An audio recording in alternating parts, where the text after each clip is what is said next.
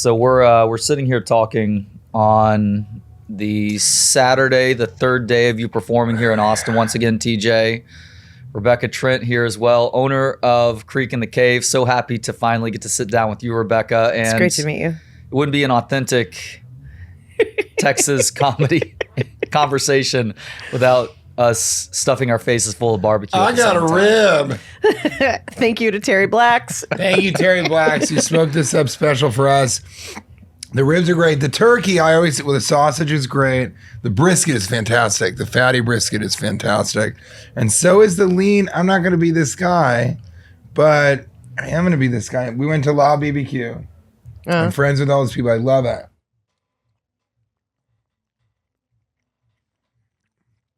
This lean brisket is just really hard to beat. And theirs is great, but we also came later in the day. Yeah. And then this was all fresh for us. But we couldn't have the ribs at La BBQ, and they were out of them. Oh, okay. And I had them the last time for South by Southwest. Oh my Lord. They were just fall off the bone. And I would even say Terry Black's, this is kind of a different style. It is. You know? Yeah. It actually feels more Kansas City style. Yeah, it's that rib that's probably got some sort of Dr. Pepper glaze on it or something. Yeah. Good old rub. Yeah. It's a rub. It's a rub. All right. Yes. But we had a conversation You and I 2 days ago. Yeah, you and I. And you got real nerdy with the comedy, and I loved it. And I told her, I said, he's really a comedy connoisseur. And I'd even say an aficionado. You're someone who really loves it but wants to learn about it, and you have great taste. And so it was great talking to you. Yeah, there's an interesting history with radio and stand-up comedy that goes back to when both really got going in more modern times about 100 years ago, where they kind of needed one another. The stand-up needed radio to help promote the local shows, and radio needed stand-up because you want to entertain the masses. To be funny.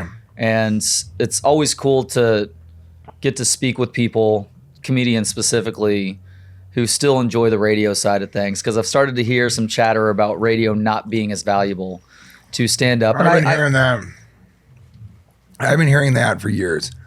And I have a specific radio publicist who's like one of the main ones in the United States. He's been around forever. Alan? Yep. And he's just a guy who, we talk about this. People don't understand the value of radio because so many people listen to radio. So many people. But they're not a demographic that all of us interact with. Mm-hmm. And he and I also talked about, you just want people to know, even if these people don't buy tickets to your show, you want them to know that you're a stand-up and know that you are touring. And I just really agree with that. And I love going on the radio. I do phoners, and it's being in a studio. Mm-hmm. And you can really tell the great DJs because they know to bring the mic in.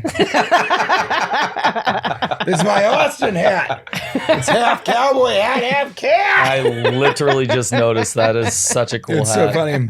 Except a couple of people were like, are you a French colonial? Like, who was helping enslave colonies? I'm like, no. But, and this really is, it's like perfectly Austin, you know? It's everybody wants to be casual. We're in Austin, we're not in Texas, you know, we're in Texas, but they also we're in Texas. You know, we do what we like.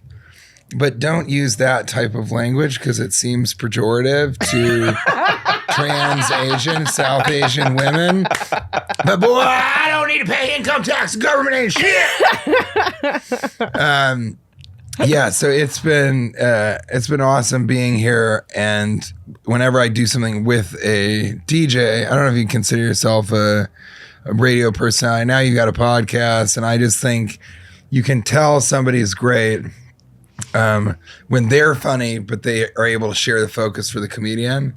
I think it says a lot about a comedian if you can go into a radio or podcast or something and you can share and make room for the DJ who everybody loves and is listening to. That's why they're tuning in.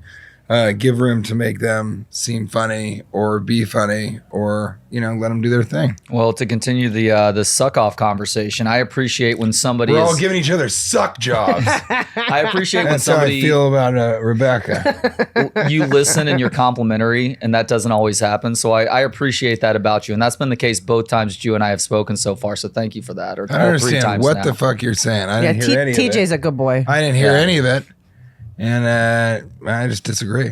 But yeah, Rebecca to me is like, let's talk about it. Let's talk about Rebecca. What do you love about Rebecca? I think that she really cares, and they'll say that in about certain owners of many different types of places. But what they usually mean is they're not just fucking blowing everything off and just doing the bare minimum. No, they care. They really do actually make sure there's enough napkins and there's toilet paper in there. No, they care. They don't just tell a comic like, hey, fuck off, I'm talking to somebody else. They really, really care. Now, Rebecca will definitely say, fuck off, I'm talking to somebody else. Yeah, I will. But it's really only to me and Nick Valderat. And then we found out she was just talking to us in the mirror. It was very strange. But she cares in a way that it's just rarely seen. I really only know 2 other club owners, Colin Quinn in Omaha, who's sort of the queen pin of the Funny Bone chain, which is the largest chain Oh, you in the said United Colleen States. Quinn, not Colin Quinn. No, Colleen Quinn. That happens a lot. Poor Colin. And then, I can't even think of any others because she is that high of a level in terms of, I was telling somebody, finding talent, cultivating talent, engendering both talent and opportunities and exposure. I think she's really, really focused on if she finds somebody special, she wants them to cultivate their act, but she wants people to see them. And if there's a show you're producing that you think is great, then you work hard to get people to come and see that show because she knows that it's going to grow. And she's discovered so many great people. She's assisted so many great people. And she's given guidance to so many great people. And all of that aside, because that's fine, she's done all of those things I said to people that aren't that great.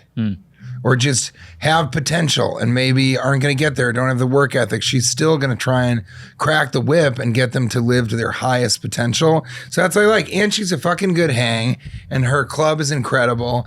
And it was amazing in New York, for sure.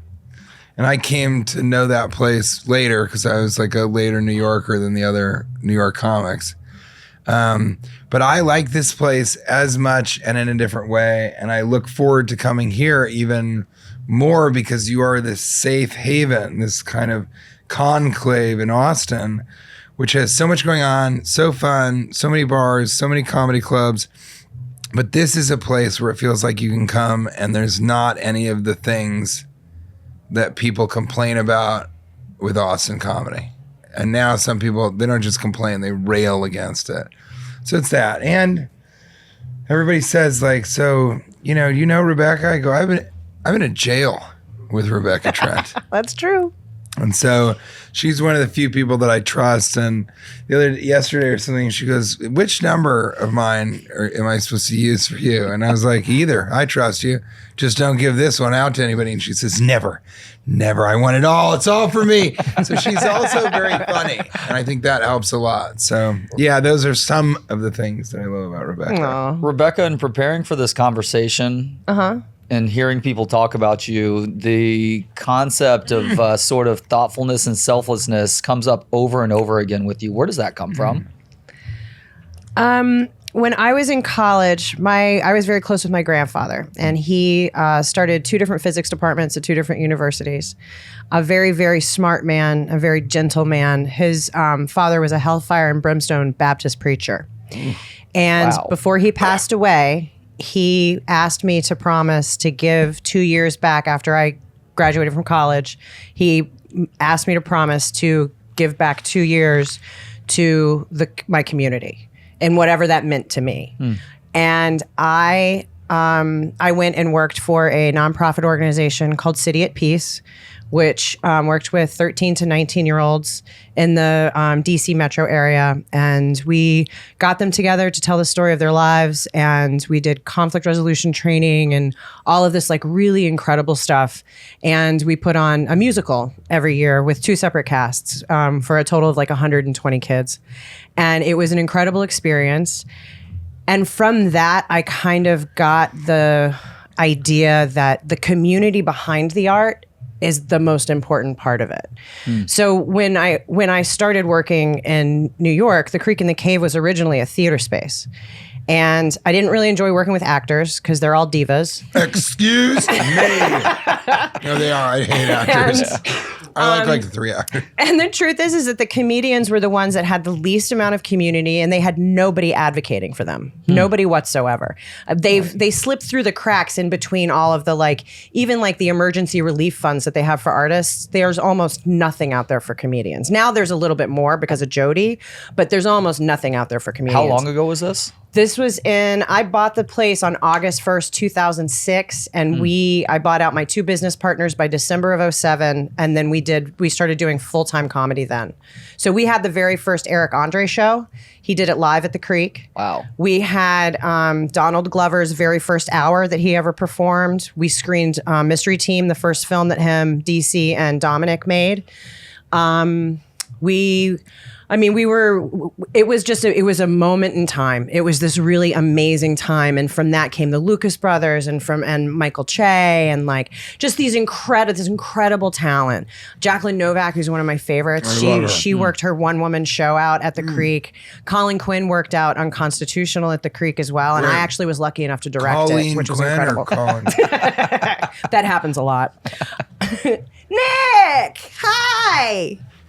I showed up as soon as I was. He's here for the barbecue. Have a seat, grab some meat. This is Nick Vatterott. Hey, Nick. How's it going? Trey Elling, nice to meet you. Possibly the most brilliant comedian alive right now. He's Is that amazing. right? Yeah. All right.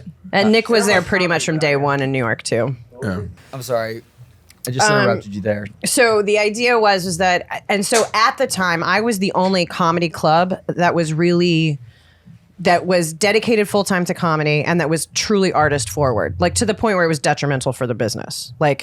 You had to go through a sea of open micers to get to the bar. So we stopped having bar regulars, you know what I mean? Mm-hmm. But it was just like I said, it was this really amazing moment in time, and being able to be artist forward and getting those young men and women to the point where they really trusted me and really shared with me, what is the next step? Let's go have a meal.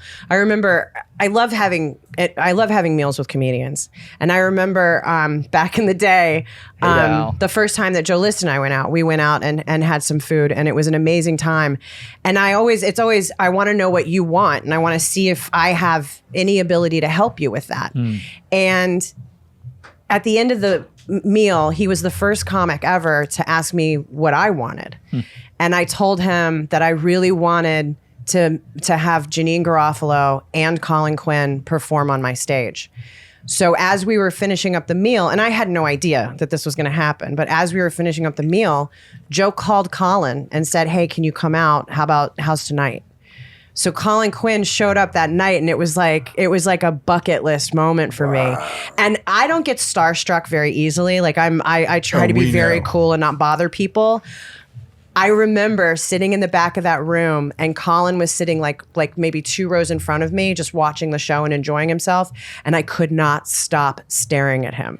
It was just one of those moments. And so when his manager, maybe a year later, called me and said, "Hey, Colin's doing another one of his one-man shows. Would you be willing to let him do it at the Creek?" And I was like, "Yes, every day. We don't even have to promote it. Whatever you want." And so Colin would literally come and perform to sometimes 3 people, sometimes 12 people, because he wanted to keep it kind of on the DL. Wow. Especially in the beginning, because he didn't know what it was going to be about yet. And when it started, it was about polar bears and the environment and glaciers melting. And then by the time he was done with it, it was about the Constitution. So it was like this, it had this incredible journey, this piece. And watching him work on his feet was just... it was a pinnacle moment for me. And we were backstage one day, and I was like, this is once it had become unconstitutional. And I was like, I'm obsessed with the Constitution. I've read it a dozen times. There was a time where I kind of thought maybe that's what I was going to really study. And really? Yeah, I was accepted to West Point when I was a kid. You said that I was the other like, night. yeah. So I've been like kind of like obsessed with sort of like the Americanism of the mechanism of America. Like I've and you know, some of your partners are also military. yeah, exactly. That's amazing. And Okay. my mom's last name is Adams. We're directly descended from John and John Quincy. Holy So shit. so I mentioned that to Colin, and he was like, "Well, Jerry just because Seinfeld directs him often.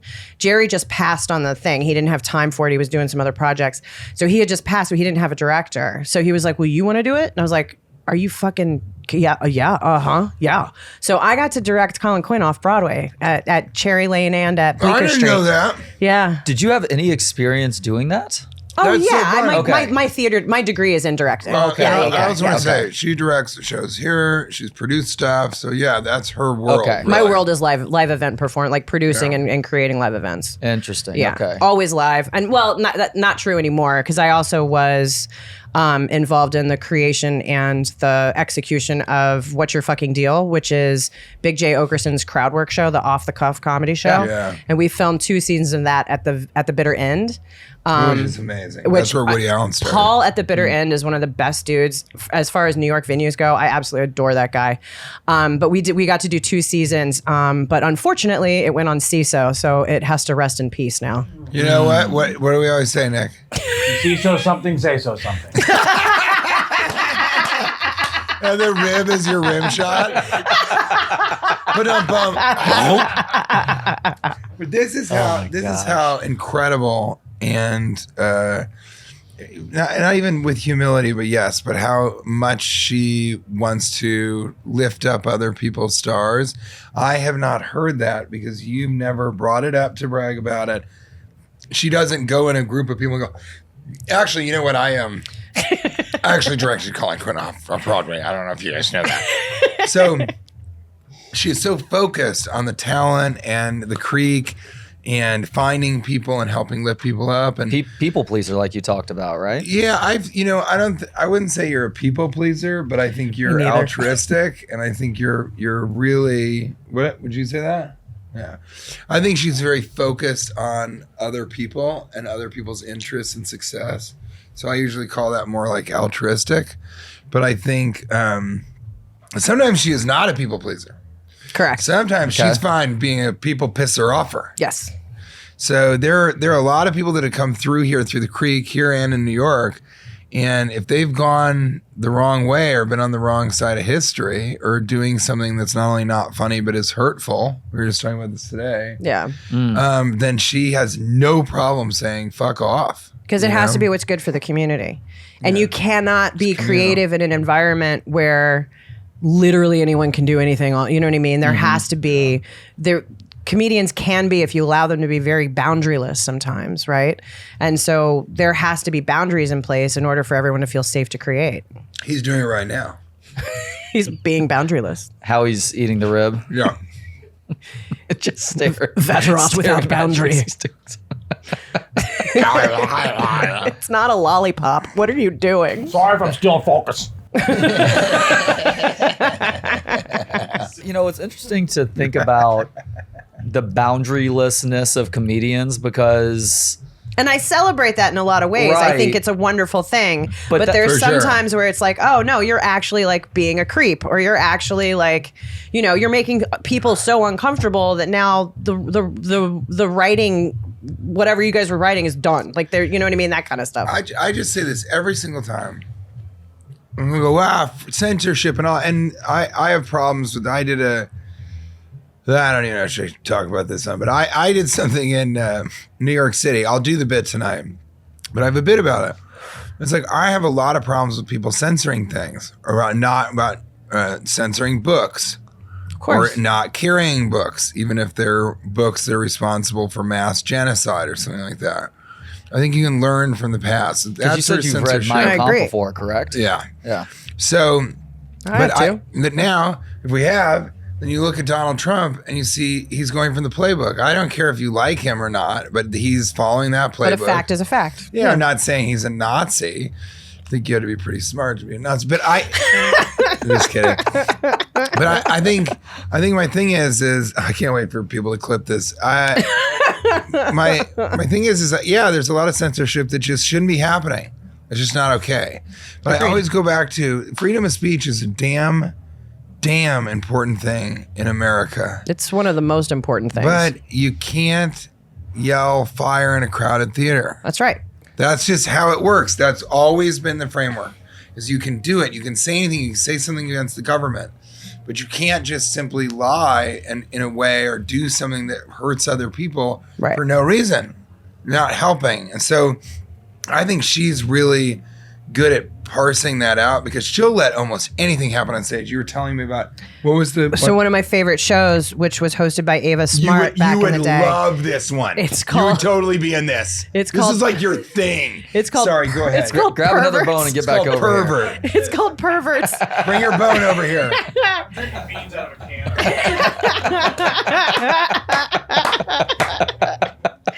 But that show had full-on fellatio. It had people choking on cock and throwing up. It had people dressed in nun costumes being beaten on stage. It had, at one point, a woman was being was riding one of those sex machines. So she was being fucked by a sex machine while somebody else was using a tattoo gun and writing a racial slur on her leg. Like It's called a civil. It was crazy. I mean, it was like one of the most unhinged, coolest fucking shows we ever had. With the crowd there. It ran here. Oh, with a sold out crowd every For the time. crowd, no. It was all always for no me. one in the audience. Just me. It was just her in the middle. Just tweaking my nipples and Going, watching. yum, yum, yum. But I mean, it was absolutely great. And I remember we posted a video of the show, and one of the other club owners in the Ethos called me and said, "Are you out of your fucking mind? Get that video down right now. All of us are gonna get kicked off of Instagram for this one." So I took it down immediately, and I wasn't the one who posted it, whatever. But it was the coolest fucking show. And like, if she called me in a nanosecond, I would love for her to bring that show back. It was so much fun. And the people who did it had so much fun. And it was such a great mix of people. It was like trans kids and cowboys and like, you know what I mean? Like, it was everybody was there and everybody was watching and having a great time. And, I remember this one moment. My father never really came to New York. I think he saw that club once in the 15 years that I had it. He immediately came to Austin. He loves Texas. He came to Austin. And we were sitting down, and Ava was doing stand-up. She was on the lineup at that point. And Ava comes out on stage, and she's trans. And my dad leans into me, and he goes, "Is that one of them?" And I was like, yeah, Dad, that's one of them. And so he sits like this with his arms crossed, and he's just waiting to be like mad and like, this liberal nonsense or whatever. And she started telling her jokes, and I don't want to say them because they're hers.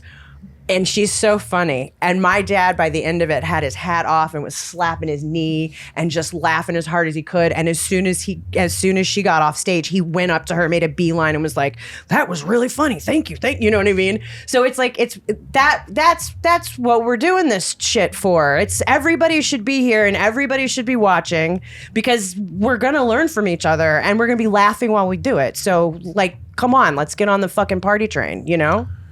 I love that. That kind of brings a tear to my eye, really, because that is such a great example of what comedy can do. And so Rebecca sort of has a menagerie of these ideas and shows and comedians. And the only time I've heard of her stepping in or seen her step in is when she says, "You got this wrong. You're not in line with our mission statement. I'm not censoring you."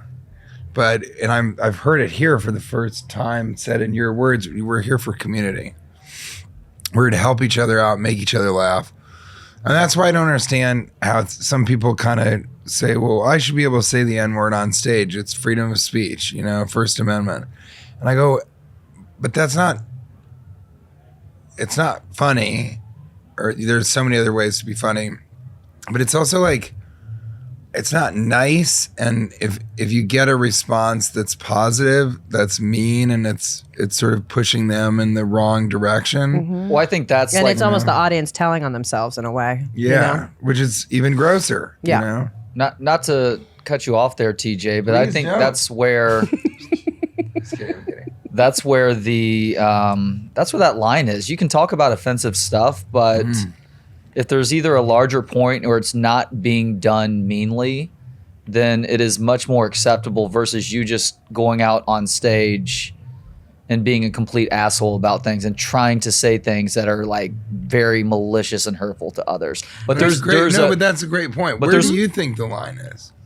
I mean, I think it's that if you're just going out saying really hateful, racist, bigoted, sexist, transphobic stuff, that's where it's just not funny anymore. So at that point, are you trying to do some sort of performance art? And if so, why are you doing that? Are you doing that to get a rise out of people, or are you doing that because you do it? It shouldn't be a comedy venue. Yeah, there's a difference between comedy and trolling. Yeah, and go do it in some weird basement off-Broadway burlesque thing with 60 people, and it's called hate speech and all this stuff. Do that. But I agree with you, and I have a joke where it gets muddled. Is I have a joke, and a comedian, Joe DeRosa, who we both love. He's so funny, and it's special. Well, we talked about him actually. That's how funny he is. We already talked about him. Oh my God, I recorded with Joe. This is the only other time I've been in the studio is recording with Joe during South by after he had aired the special for the first time at the Creek. So, still haven't seen it yet, unfortunately. It's so good. It's so good. So, I had this conversation with Joe DeRosa. He found this open mic next to Joey Rose's, and it was a bit of a. It was kind of fucked up. Yeah, it was a bit of a Brooklyn-y open mic, but it was an alt room. Basically, it was right there. Yeah, it was right there. Bunch of aspiring David Crosses or something. Is that what you mean by? Yeah, I might say that. Which, by the way, I love David Cross. Not quite as funny as what I was just gonna say. But we went in there because Joe said, "Do you want to go in there and do something?" I was pretty drunk. We all were doing a bar crawl for his birthday, and I go, I mean, we don't have to. And he's like, all right, should we go in there? What do you want to do? Or he's like, I don't give a fuck. Oh, yeah, I'll go in. And I said, well, I do have that one joke that I think is funny. And he's like, yeah, you should try it. I don't know why I didn't clock. Maybe because I had 11 drinks. Read the room, Miller. Exactly. I don't know why I didn't clock that this was not an audience that I perform for in New York City, because I perform, almost exclusively in clubs. And then there are rooms that I, like City Winery or lots of, also some bar shows. There's all kinds of places that I'll pop in.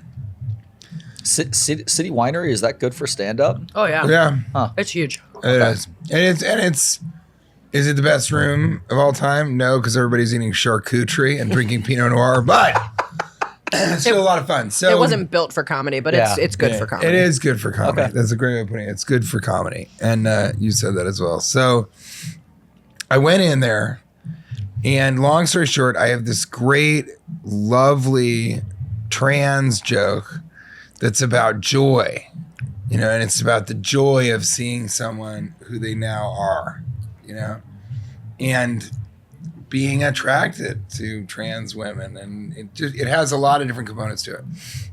So I went on stage, and Ari did a joke, and then DeRosa did a joke, and then of course I was the last person, and I started my joke, and before I can really get to the punchline, they turned on the music and played me off the stage and said, we cut the mic on any transphobic. And I go, that wasn't transphobic. I don't know what you guys are talking about. You have to hear the whole joke. That's the first thing.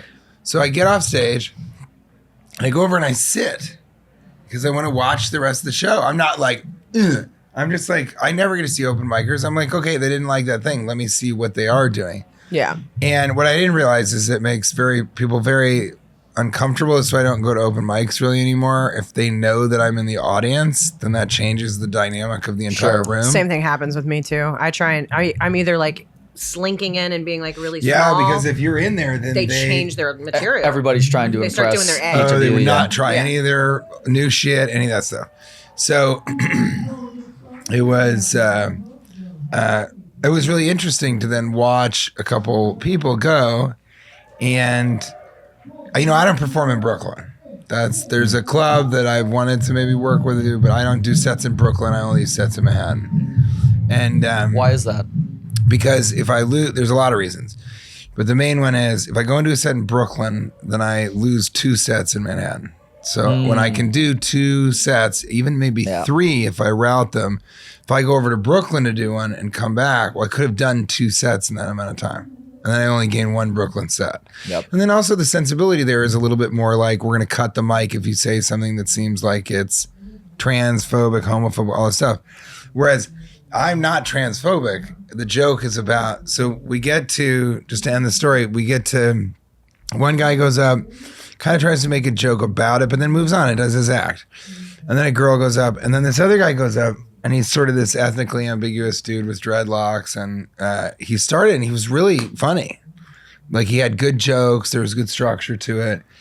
And then in the middle of it, he was like, all right, fuck it, I'm going to talk about it. TJ, that joke was inherently transphobic because, and I was like, no, it's not. And he was like, what? And I go, it's not. It's about joy. And he was like, no, but the thing is I was like, it's about being joyful and being joyful for other people. And he was like, no, but the thing about it is, I go, just like I'm joyful that you're on stage right now and that everybody is here together doing stand-up. It's that kind of joy. And I could have said so many. If I was a mean guy, I could be like, I think I'm enjoying that you think you'll ever be a great stand-up comic. It's good for you to pretend to try and be something that you're not. That's transphobic. That's mean. Right. But what I was saying was, you misunderstood what I was saying. I'm talking about the joy of seeing these people and seeing these people be the thing, the magical thing that they've always wanted to be, and other people seeing that as well. And then there's like a joke in there, but it's not mean. It's not anything like that. And it's, first of all, it's interesting. If somebody argues with you, it's really hard for them to keep going if you keep using the word joy. Yeah. You should try it sometime. It's hard to be mad Hey, at man, joy. you cut me off. I'm filled with joy. Joy for you. Well, you almost hit me. I know. But I'm joyful that I didn't. Aren't you filled with joy? And then they have to be like, all right, whatever. Well, you telling that story, it reminds me of what Dave Chappelle went through with the special that he had a couple of specials ago. Because I watched him work that joke out in like 35-degree temperatures outside at Stubbs when that was about the only way that you could consume stand-up comedy. Yeah. And he faced a lot of criticism for it, but as somebody who watched the joke being worked out and then watched it on the special, I didn't feel like it was an anti-trans joke per se. As a matter of fact, it's somebody that he knew and cared about who happened to be trans. And yes, he was doing Dave Chappelle things with the topic, but the end of that wasn't something that was malicious or hateful, in my opinion. So, well, we all know that stuff, but I don't mean. Do you disagree with that? No, I was going to say we all know kind of he went through the ringer and really not for any reason, and you just have this small majority that's got a megaphone yelling, and she has to deal with all the time like people just getting online and posting because they had some experience, not a bad experience, not a great experience, some experience that they can go and then post and say, well, the creek in the cave, never a person.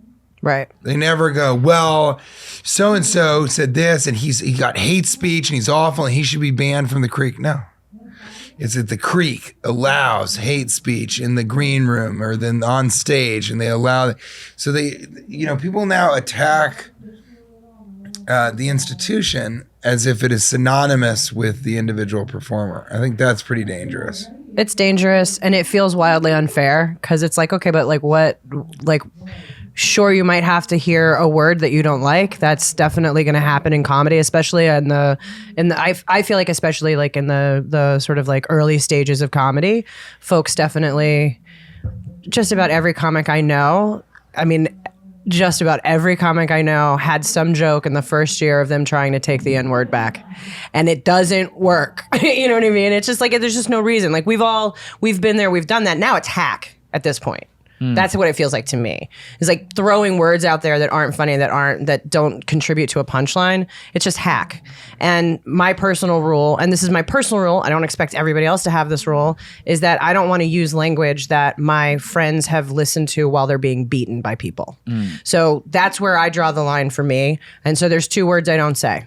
And I feel like in the world of comedy, Bimbo and Dick Schlonger. Dick Schlonger was the big one. Winnebagos and fuck whistle. Shit kicker and window cleaner. How did you know? Allison and Golansky. That was my mother's friend who was so That went right rude to over her my growing head. up. Yeah. Okay. Oh my goodness. Yeah, I think that's, that is that's a good line to draw. And if you push the line too far, I think in the direction that some clubs in Austin are skewing, you're sort of telling people, hey, that's okay. Or it's safe to say that here. Well, and it also gives them permission to go home and say it. Yeah, exactly. And we're not, if it's in a microphone, that's one thing. But I don't want them screaming that at my neighbor. Like that's where the breakdown of the community starts to become a part of the conversation, And we're in a pretty specific moment here where we are. White men are really like pissed and looking for reasons to be able to lash out. And it's so inappropriate, nationally. But the virtue signaling and the sort of keyboard warriors and all that, and with the megaphones, it's not even, it's probably 10% of the country. They're in the Democratic. There's all this stuff that is making it open season to have environments where white men can be like, fucking chill out. It's everybody's problem. It's just the concept of the group that's always been in power is now the victim and they're taking the power back is just so lame to me. It's just lame. Yeah, I've noticed. Well, but you're not a white man, so you wouldn't know. Understand. You wouldn't understand our plight, Rebecca. You don't know Come what it's on. like. And you don't. Fuck out of here, the 2 of yous. So I was thinking about all the great shows that I've seen at the Creek and the Cave over the last 4 years. How long have you been here? 3 years? We opened on April Fool's Day, 2021. Okay, so been coming to shows pretty soon after that. So in that time, I mentioned Steve Byrne. Saw Steve Byrne here. Saw Tom Segura here. Saw Rogan and Friends here when Sure. that was here early on. Saw Louis C.K. come through. That was a special treat. Of course, I have to mention the best of them all. That would be T.J. Miller about a year ago. Right. Oh, yeah. What is it like running a comedy club in Austin right now that's not the Comedy Mothership? Well, I wouldn't know because I've never run the Comedy Mothership.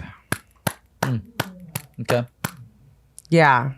I would say that for me, and this is not necessarily answering the question, the biggest transition that I went through was that New York was not a headliner club. It was a club where people just came and performed.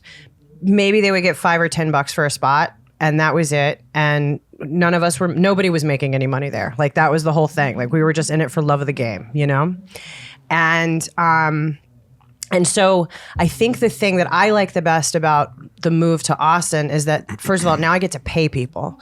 And in some cases, it's real money, which makes me feel really good. And I get to see my favorite comedians.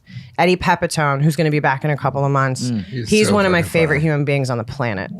Him, Todd Glass, Jessica Kirsten, like being able to have these comedians come, like Adrian Ipalucci and Bonnie McFarlane, and like it's just there's as much as I deeply miss New York, I also recognize that the New York I would be going back to isn't the same. I get to have that little New York reunion. I mean, it was so special having Vatterott and TJ here at the same time. I get to have that reunion every, at least once or twice a month. And it's amazing. And it's amazing being able to be a venue for the comedy festivals, for Moon Tower and for South by Southwest, because then it's like, there's 40 of us and we're all together and we're like crammed into a green room. And it's like, oh my God, we're all here. This is amazing. And it's like, Jay Jordan and Godfrey and like just these like incredible comics that like some of whom probably would never even want or would probably be more likely to perform at a different club rather than mine because they have relationships with Helium or because they have relationships with Joe, and I still get to have a little piece of that if I participate in the festivals, you know? So, I mean... By the way, I'm sorry to cut you off, but I love that about the Creek and the Cave because you're really embracing a big part of what makes Austin so special. And 100%. That is these incredible gatherings where people are coming in, and there's the local element too, but you're stepping fully into that to really ingrain yourself in this culture as well. Yeah. So kudos on that. I'm also on the board of the Red River Cultural District, which I'm the only person that represents comedy there. Everything else is all music, which is fine. But sometimes I'm like, and comedy, like I keep just sort of like throwing that in. But Nicole over at the board is doing such an incredible job to try and preserve what makes this downtown so fucking unique and so special. And it's just nice to know that there are people fighting that fight. You know what I mean? Like because Austin has been nothing but a sea of change since like 2013. You know, it's a completely different city from the first time that I came to produce with Charlie Sotelo to now. Like it's almost unrecognizable in a lot of ways.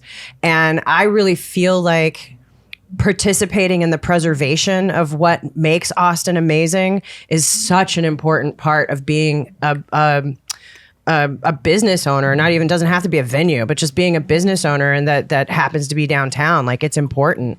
And you know, I love comedy and I love comedians, and I absolutely adore TJ and Nick and like all of the people that we get to work with and rub elbows with. And, you know, there is no JFL anymore, which used to be the big reunion for us every year in Montreal. And I mean, TJ and Nick and I have tons of stories from those days that we probably shouldn't tell, but we still get to have a little taste of that here, which is so awesome, you know? You guys have told the arrest and TJ having to kick, I think it was like a small gang's ass after getting out of jail. I don't want to hear. Hold on. I don't want to hear that story. Oh, okay. I want to hear a different story. What's this? Just to be clear, it was TJ and Rebecca swinging on people. It wasn't just him. I didn't leave him out there by himself. He framed it as him getting out and defending. Nikki stayed in the car. It was certainly Rage. He and I went she got out and went for it. Because the girl that was in that group had a camera and she was taking pictures of him, and I knew he had a Sony deal, so I got in the way and I pulled the camera away from her and then like pushed her around. So she was like kind of being like throat checked a little bit, and the guys weren't paying attention to the girls fighting. About that. So he might have not even seen it. No, but you're right. She tried to do the thing where it's like, I got you. Oh God, such a. But it was wild. It was wild. Okay, so I don't want to hear any more of that story. Okay. I want to hear a different story involving the two of you. That's a lot of fun from JFL or maybe something completely different. Well, we did this podcast once at the Creek in the Cave in the studio in the back, and this guy came in and started eating ribs like right in front of us.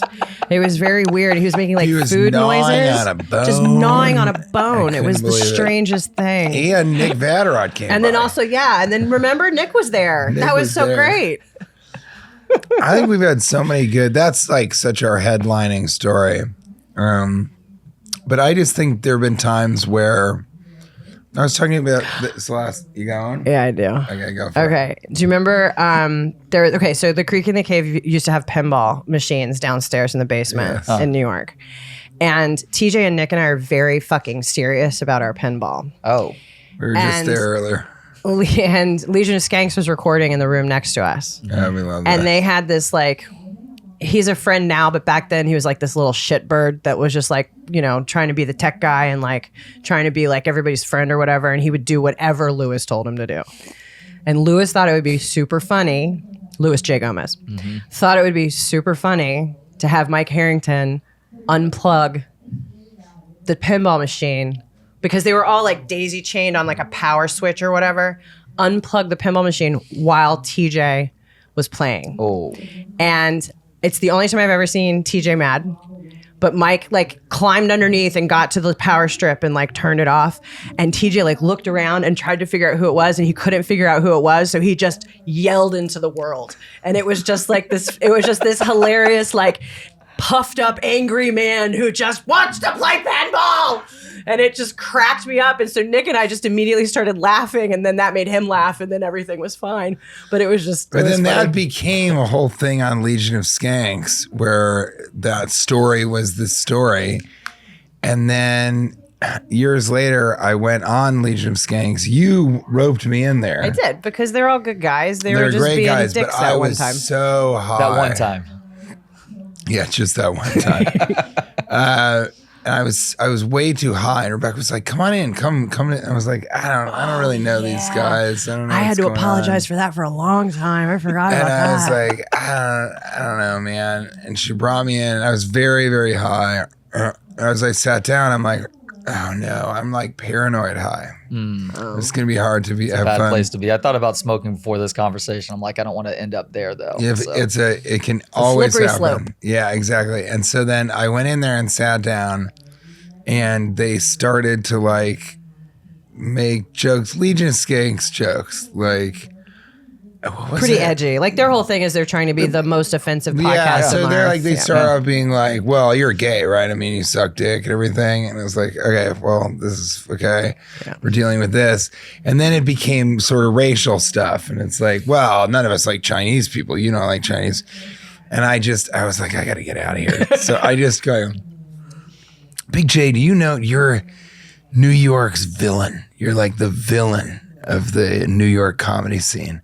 He was like, "What?" And I was like, "That's what everybody loves about you, is you're a true villain. You have such bad intentions. You're a villain. And anyone who wants to be a superhero, you take them down, don't you, Big J?" And he was like, "Is TJ losing it or whatever?" And then I go, "Yeah." And then I just walk out of the room. But I did tease you a lot of times, just being like, "Dude, don't ever put me in that position again." Since then, now I'm they're all buddies with friends all now. those guys. I And go they on the love- show they all the love time. TJ. Yeah, I feel like you were on in the last year. Absolutely. They wanted me to be the judge for the thing. And Louis J. Gomez is so nice and is always including me in stuff. And I've done Story Wars and Skankfest a bunch of times. And he does Skankfest like whenever he can. It's and so fun. So yeah, we've had some really weird ones, all sort of all in the realm of comedy, except for the false arrest. Yes, And, yes, the false arrest. Yeah, all that got dropped. That was all bullshit. Good. It should have. It's ridiculous. Isn't it amazing that people can arrest you and take you in for marijuana? We'd look back at that and be like, what? How archaic. It It's ridiculous. is Insane. archaic is the perfect Insane. word. It's draconian. You're about to go on stage, so I'm going to wrap with this Okay. real quick, Rebecca, because I asked TJ this the other day. I loved his answer. But I want to ask you, as somebody who is a fellow, not only huge fan of stand-up, but a huge advocate for it as well, what do you love about stand-up comedy? I love the freedom. I love to laugh. I love being around. I love not being the funniest person in the room. That's my favorite part of comedy. I love that answer. She's, like you said, much funnier than people would realize, though, because she doesn't have to be the funniast person. That is what I said. It is. You're a very smart man, TJ. Very smart teacher to recognize all the things about me.